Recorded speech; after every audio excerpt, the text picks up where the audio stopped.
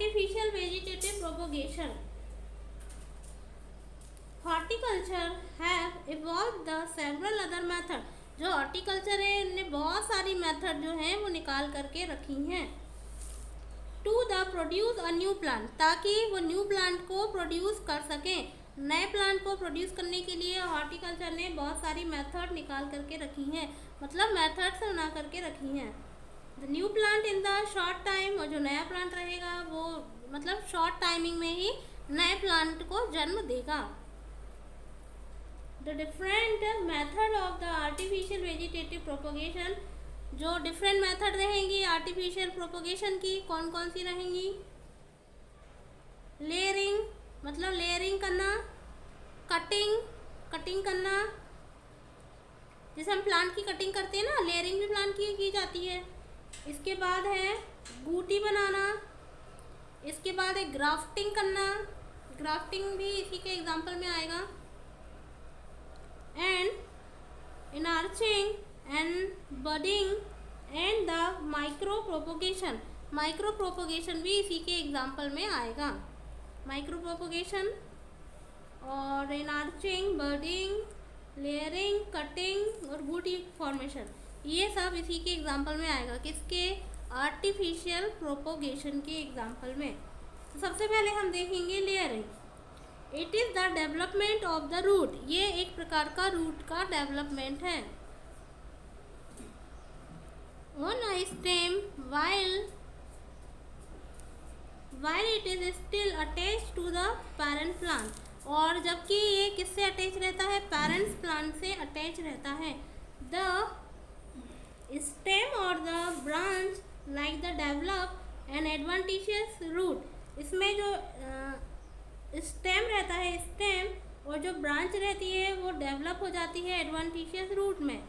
while the still attached to the parent plant, और जो दूसरी है वो पेरेंट प्लांट से अटैच हो जाती है।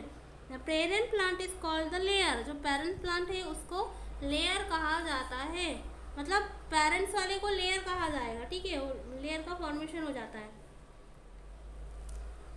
Black raspberries and the layering can be the artificially and induced in the many plant and the मैंगोला, लेमन, मतलब जो नींबू है आपका वो उसका एग्जांपल इसी में आ जाएगा। रोज, जैस्मिन और ग्रेप्स इसी के एग्जांपल में आ जाएंगे।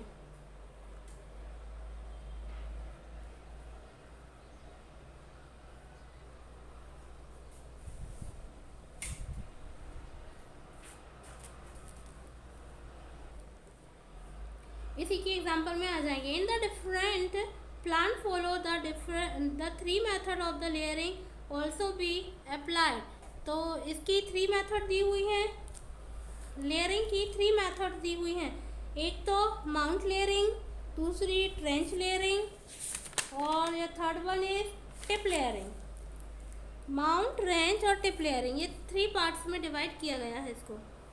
तो सबसे पहले माउंट लेयरिंग देखेंगे। In this type of the layering the basal cut, इसमें जो बेस रहेगा बेस को कट किया जाता है। And the main stem is covered by the thick layer, और जो मेन स्टेम है उसको थिक लेयर के थ्रू कवर कर दिया जाएगा। सॉइल, मतलब उसको सॉइल में गड़ा दिया जाएगा। And after a few days a week many branches arises from the converted stem and these also bear the root in the lower portion and branches are cut, और उसकी जो ब्रांचेस रहेंगी उसको अलग अलग कट कर दिया जाएगा ताकि जो नई ब्रांच है वो उग सके। Branches are cut from the main stem and the planted to the place, और उसको गड़ा दिया जाएगा। In this method the layering is supplied to the jasmine, cherry, strawberry, इसी का एग्जाम्पल है। इसके बाद सेकेंड है ट्रेंच लेयरिंग। इसमें कैसे काट के करते हैं एक बार देख लो। जैसे मान लो कि एक ये प्लांट है, प्लांट को अपन ने यहाँ से कट कर दिया है, यहाँ से कट कर दिया है, और इसको कट करके हम जमीन में गड़ा देंगे। ये आपकी जमीन है, इसमें आपने गड़ा दिया, तो फिर ये बाद में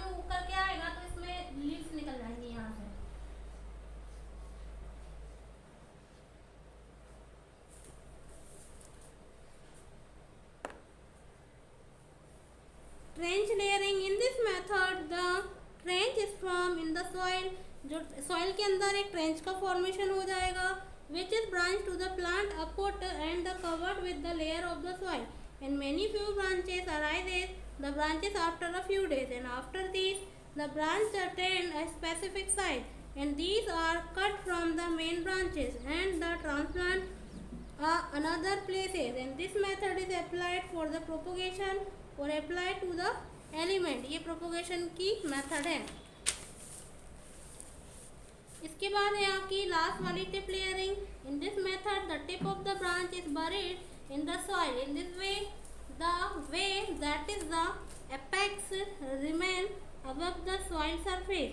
इसमें जो सॉइल की जो सरफेस है वहाँ से जो एपेक्स है वहाँ फॉर्मेशन होता है. And after a few days, कुछ दिन के बाद में the trench develop into the buried portion, और जो पोर्शन हमने बरीड किया था उससे जो ट्रेंच है उसका फॉर्मेशन हो जाता है और नया प्लांट परिवर्तित हो जाएगा.